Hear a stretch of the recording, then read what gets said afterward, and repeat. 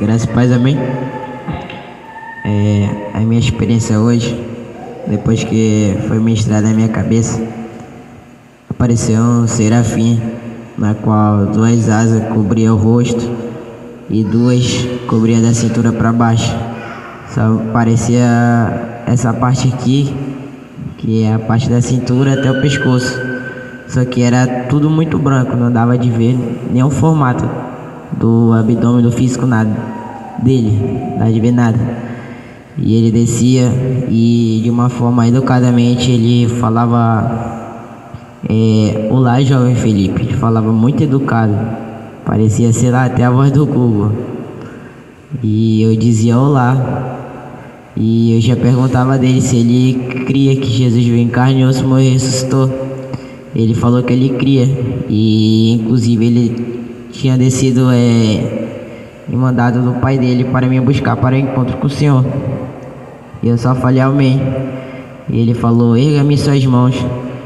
E foi que eu levantei minha mão. E quando ele pegou nela, eu subi poucos metros do chão. E aí eu já apareci numa sala toda branca. E dessa vez ela tinha umas pedras que parecia ser diamante. Não sei dar o nome certo. E eu só ficava dando glória naquela sala. E quando demorou muito, apareceu uma luz que ela iluminava tudo. Se eu olhasse, eu tinha uma plena convicção que eu ia ficar cego lá, pois era muito forte. E eu só fechei meus olhos e me prostrei no chão, com a cabeça erguida no chão. E foi que ele falou assim: filho meu. Eu falei: pois não, meu Senhor. Ele falou que por um momento a ira dele ia descer sobre a minha vida, e por outro momento houve arrependimento em cima da hora. Mas ele aceitou, pois ele viu a pureza do meu coração. E depois de um tratamento, só eu e ele, no final ele falou assim: filho, eu vou te mostrar algo. E eu falei: eu posso saber o que é? Ele falou: você vai ver, você já ouviu falar, mas não conhece. E eu não falei nada. Foi que ele me levou até o inferno. Só que lá no inferno os demônios não me viam. E era como se eu estivesse flutuando. Eu também não sentia temperatura, eu não sentia nada. E eu vi uma mulher sendo torturada. Uma mulher, ela não era nem branca nem morena, acho que ela era intermediária. E ela era meio bochechudinha assim, e tinha um cabelão. O cabelo dela, acho que batia no joelho dela. Cabelão. Essa mulher, ela era bonita. E ela apanhava muito lá. E aí o Senhor me falava que essa mulher tinha por nome de Rebeca Brown. E ele falou que essa mulher era muito especial para ele. Que ele tinha muito, como posso falar, ele tinha prazer em usar ela. Essa mulher, ela era muito usada por ele. E o Senhor amava muito. E já estava tudo esperando ela no céu. Já tinha a casa dela, a coroa dela. A coroa dela tinha muitas pedrinhas. E uma brilhava mais que a outra. E já estava tudo preparado para a morada dela no céu. E o Senhor falava que por mínimos detalhes dessa doutrina, ela ficou. Por mínimos, coisa muito assim que a gente nem imagina que ficaria por causa disso. Mas infelizmente ela ficou. E o Senhor falou que o coração dele se entristeceu, pois ele é o Senhor, como posso falar, não sei as palavras certas, pois eu tô meio nervoso também. E é algo que eu não imaginava que estaria lá. E depois disso ele me trouxe de volta. Ele falou que era para falar para a igreja dele, que era para vigiar e para tomar cuidado, que nos mínimos detalhes vai ter muito crente que vai ficar. Ele falou que pode ser a pessoa mais cheia da unção na terra, pode ser a pessoa mais usada, pode ser a pessoa que pode fazer um paralítico andar. Pode ser muito usada por ele, mas ele usa, mas nos mínimos detalhes vão ficar. E a palavra está sendo pregada. Ouve quem quer, quem tem ouvidos ouça, que o Espírito tem a falar à igreja. E depois disso aquela luz se apagou. Quando ela se apagou, minha alma voltou. E foi essa a minha experiência. Até tremendo.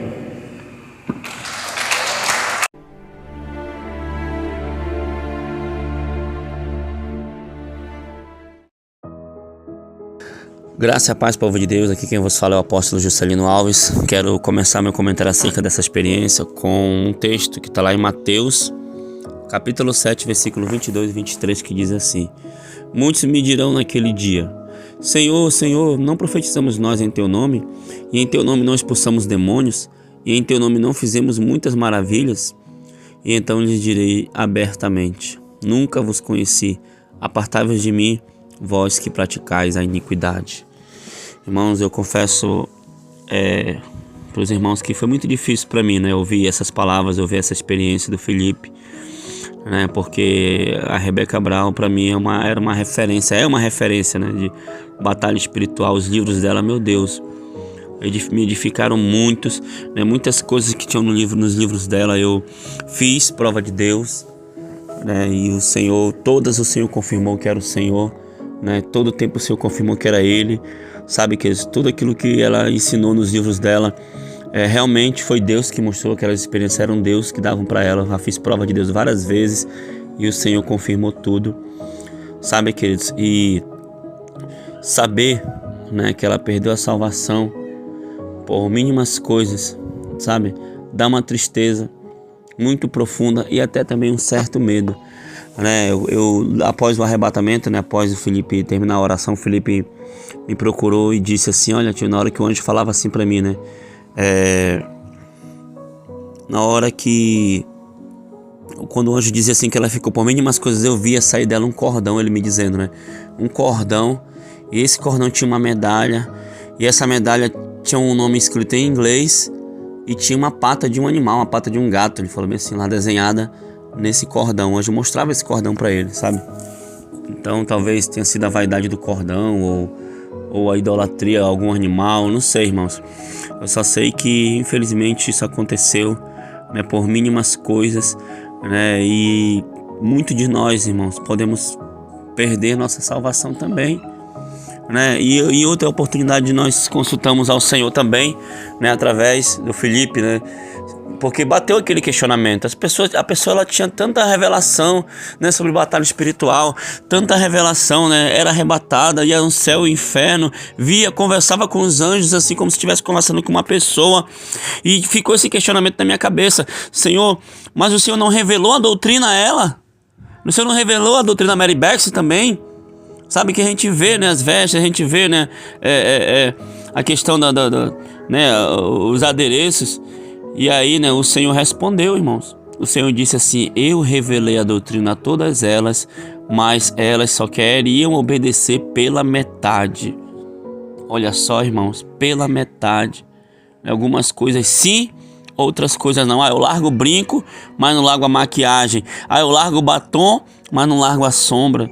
Sabe, queridos? E aí o Senhor, Ele não nos quer pela metade, Ele nos quer por inteiro. Sabe, irmãos? Então não é, eu posto essa experiência aí, não é com alegria, é com tristeza no meu coração. Confesso até que eu chorei na hora quando ele estava falando isso, sabe, queridos? E muito triste, né, apóstolo? A apóstola também ficou muito triste, não é isso, apóstolo?